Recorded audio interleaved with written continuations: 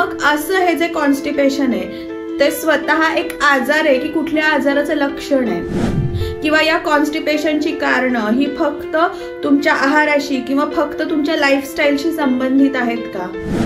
मलबद्धता तुमच्यामध्ये हळूहळू डेव्हलप कशी होत जाते? तुम्हाला चालू असलेल्या कुठल्या औषधांमुळे कुठल्या गोळ्यांमुळे तुम्हाला हे लक्षण दिसतंय का? मलबद्धतेचे कॉम्प्लिकेशन्स किंवा आपण म्हणू साईड इफेक्ट्स हे काय असू शकतात? तुम्हाला खरं तर रोज मलप्रवृत्ती होतीये पण ती पूर्ण होत नाहीये, पोट पूर्ण साफ होत नाही, अशा या पचन संस्थेची संबंधित लक्षणांची कारणं ही फक्त आहाराशी संबंधित असू शकतील का?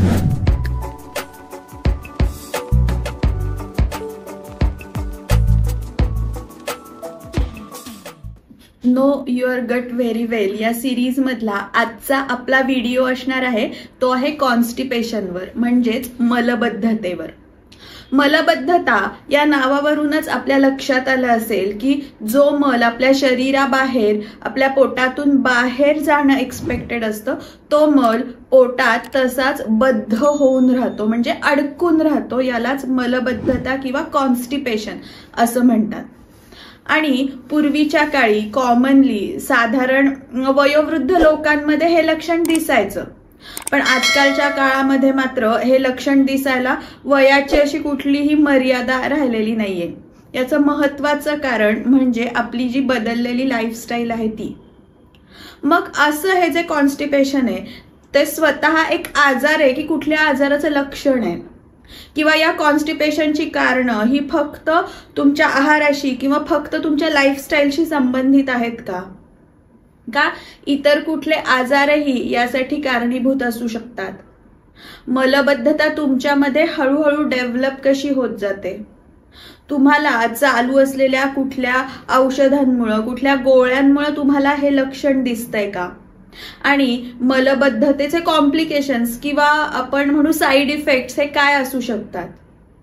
या आणि अशा अनेक प्रश्नांची उत्तरं आपण आजच्या या व्हिडिओमधून घेणार आहोत. तरी हा व्हिडिओ शेवटपर्यंत बघत राहा. आणि माझी तुम्हाला एक रिक्वेस्ट आहे की तुम्ही अजून जर माझं चॅनल सबस्क्राईब केलं नसेल तर ते प्लीज सबस्क्राईब करा.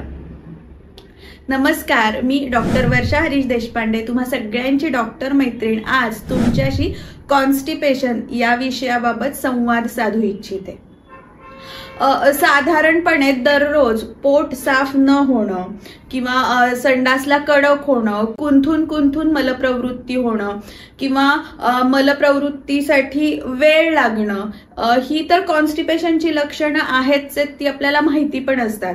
पण फक्त तुम्ही अगदी कमी वेळा जाताय संडासला किंवा जातच नाहीये, त्याचबरोबर तुम्हाला खरं तर रोज मलप्रवृत्ती होतीये पण ती पूर्ण होत नाहीये, पोट पूर्ण साफ होत नाहीये, त्यावेळेचा मलभाग हा पोटात किंवा आतड्यांमध्ये साठून राहतोय, तर ती सुद्धा मलबद्धताच आहे, कॉन्स्टिपेशनच आहे.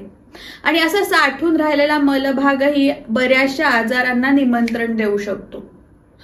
बऱ्याच वेळा अशा लोकांना जेव्हा आम्ही क्लिनिकमध्ये बस्ती देतो तर पेशंट स्वतः सांगतो की मलप्रवृत्तीनंतर बरेचसे असे खडे मलाचे बाहेर आले आणि मला आता अचानक शरीरात खूप हलकेपणा जाणवायला लागलेला आहे. तर अशा पद्धतीने हा जो पुराण मल असतो तो आपल्या पचन संस्थेला त्रासदायक ठरू शकतो. आजकाल आपण आपल्यावर असलेल्या वेस्टर्न पगड्यामुळे असेल किंवा काहीही, पण बरेचसे डॉक्टर्सही साधारण 2-3 दिवसांनी सुद्धा मलप्रवृत्ती होत असेल तरी देखील ते नॉर्मलच आहे, त्याला कॉन्स्टिपेशन म्हणत नाहीत. असं मी अगदी वेल नोन डॉक्टर्स कडूनही ऐकलेलं आहे. पण हे लक्षण तुमची पचन संस्था योग्य पद्धतीने कार्य करत नसल्याचंच हे लक्षण आहे. जर तुम्ही सकाळ संध्याकाळ जेवत असाल तर तुमचं पोट हे रोजच्या रोज साफ झालंच पाहिजे.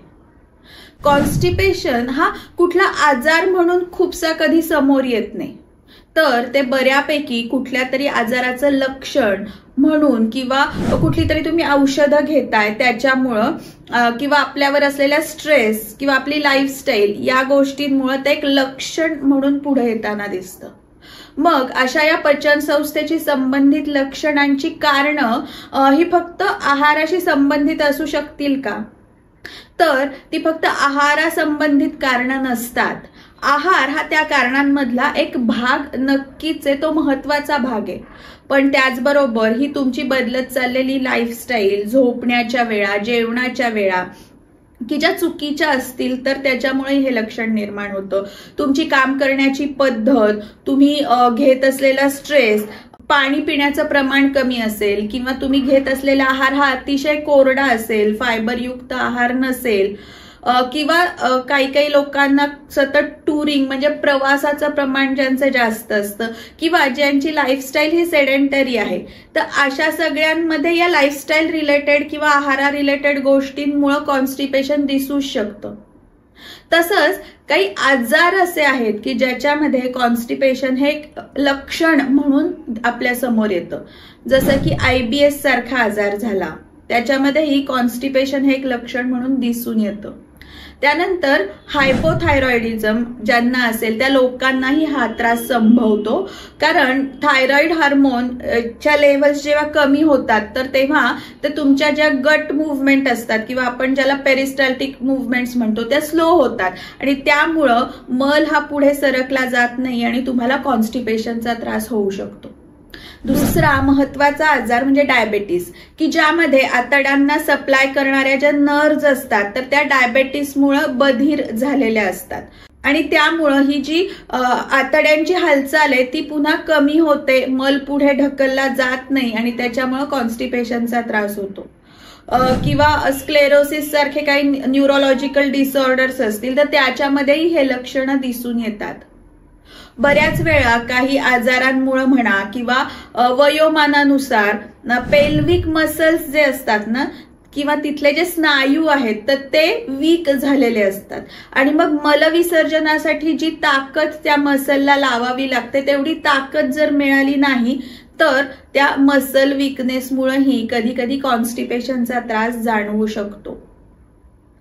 कधी कधी आतड्यामध्ये किंवा रेक्टम मध्ये काही जर का ब्लॉकेजेस असतील, जसं की इंटेस्टिनल ऑब्स्ट्रक्शन झालं किंवा त्याच्या आतमध्ये काही ट्यूमर सारख्या गोष्टी असतील तर अशा गोष्टींमुळे सुद्धा कॉन्स्टिपेशनचा त्रास होऊ शकतो. काही वेळा स्त्रियांना प्रेग्नन्सीमध्येही हा त्रास कॉमनली जाणवतो.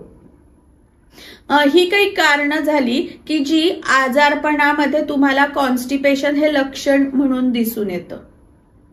तसंच बराच काळ जर मलभाग हा आतड्यांमध्ये तसाच पडून राहिला तर त्या मलावर वेगवेगळ्या प्रकारचे बॅक्टेरियाज किंवा फंगस याची वाढ व्हायला लागते आणि त्यातून पुन्हा कॉन्स्टिपेशनचा त्रास वाढू शकतो.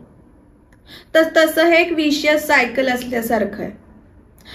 तुम्ही जर काही औषधं अशी घेत असाल तर त्या औषधांचा एक साईड इफेक्ट म्हणूनही तुम्हाला मलबद्धता दिसू शकते.